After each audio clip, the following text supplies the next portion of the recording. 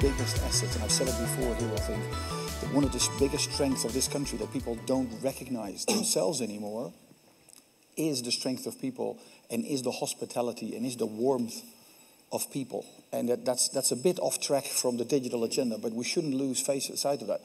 And I've noticed for 20-some months that I'm in the country right now, every time people say, how are you settling in Ireland? I said, I was done settling in after 2 months. My family loves it. I love it. It's a great place to live. It's a great place to work. And people are like, why? You come from the Netherlands. It's a great country. And I said, believe me, this is a big step up. This is a great place to live. So let's all not forget that that is the softer side of things. The people component, hugely important. Then back to the topic here, digital agenda. I think there's a couple of things. The minister touched upon most of them. We do need to make sure to get this country to become more competitive, to almost treat it like a company. And the key things to do is find that infrastructure. Change the way we today have our education, and all these things are related. If we don't have proper broadband as a very basic infrastructure in this country, forget being competitive today, 5 years from now, 10 years from now. My 7-year-old is more computer literate than I am. And I'm 15 years in the ICT industry. And I'm not kidding you, he is better with iPhones and Apple type computers than I am. Then he goes to school, and he's very fortunate because he has a school where the principal, as you mentioned, the principal is key. Huge investment, huge focus on ICT, but they run a whole school with 75 computers and the administration of the school on a 5 meg broadband connection, or 4 meg, sorry. That's not possible. So if the people want to do it, if the focus is there on getting the infrastructure, but we do need to fundamentally change the schooling system. Lastly, and that's more to all of us in this room, and that's the change point that Sean made very, very correctly. We do need to look at ourselves, look in that mirror, and we need to reinvent ourselves as businesses. We cannot continue to do what we've been doing for the last 10, 20, 15 years.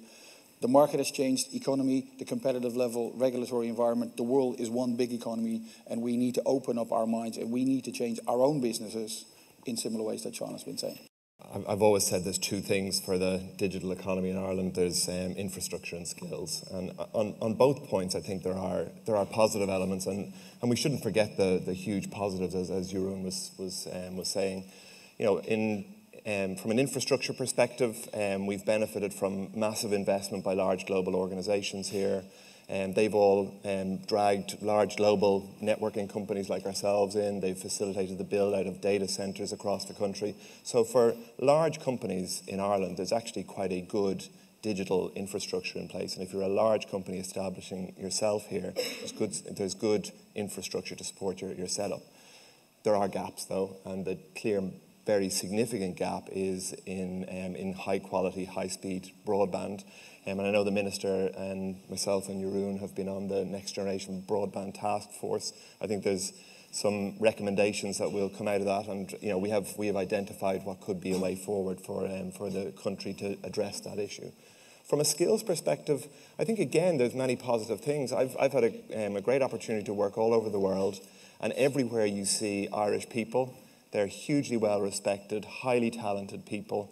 And the people who work in large global companies here also have a great reputation. Ireland has a good reputation abroad for its skills and capabilities. And then when you look at some of the grassroots initiatives that are underway, Coder Dojo, we are involved obviously in the BT Young Scientist, and we have the BT Young Scientist Bootcamp kicking off next week, where young people coming in, only 15, 16 years old, with their ideas, setting up businesses and actually setting up businesses and being successful. So there's a lot of that grassroots there. We do have 2 issues, though. We have the structural issue, which you've talked about, around unemployment being in construction and retail, and the new jobs being created in the high-tech space, and we just simply do not have enough people to fill those.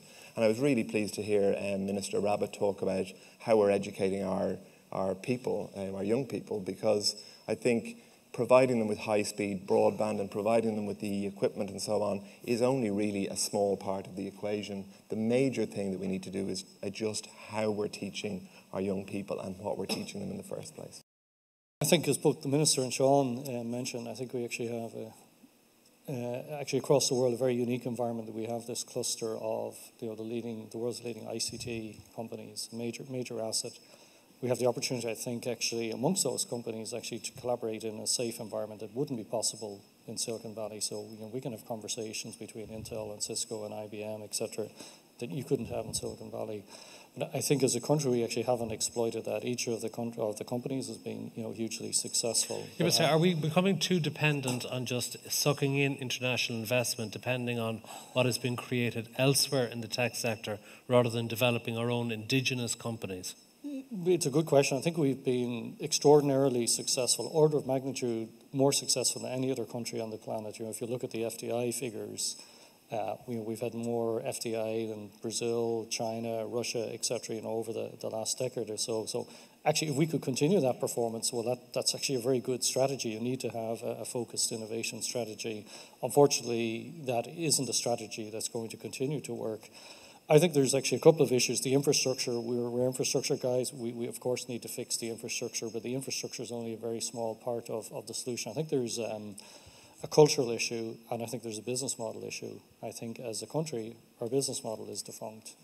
And unless we change it, and the way a company... Sorry, why is it defunct? It's defunct. You just look at our deficit and, the scenario that we look at, the way we did business in the 20th century, actually, our government in the 20th century is defunct. If we look at democracy, why do we have MPs and TDs? Is because you actually can't have everybody vote on a specific initiative, but you could actually move very quickly to digital democracy. We could have actually everybody, and I'm not advocating, I think we do need TDs and ministers, but we could do government a lot differently.